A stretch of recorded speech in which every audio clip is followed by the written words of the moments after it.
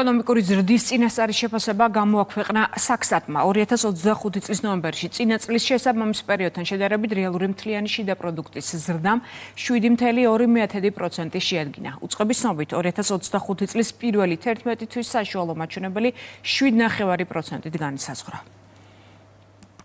2025 წლის ნოემბერში წინა წლის შესაბამის პერიოდთან შედარებით საქართველოს ეკონომიკა 7.2%-ით გაიზარდა.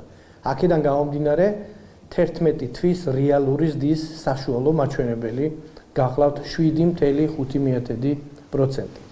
ზრდის მიმართულებით მნიშვნელოვანი წვლილი ეკონომიკურ ზრდაში შეიტანეს შემდეგმა დარგებმა. ეს გახლავთ ტრანსპორტი და დასაწყობება, დამამუშავებელი მრეწველობა, უძრავი ქონებით ოპერაციების სექტორი, საფინანსო და სადაზვერვო საქმიანობა და ასევე სამთო მოპოვებითი მრეწველობა. საქონლის ექსპორტი, როგორც მოგეხსენებათ, გაზრდილია 44.2%-ით 11 თვის ჭრილში სახეზე გვაქვს ექსპორტის 10%-იანი ზრდის მაჩვენებელი.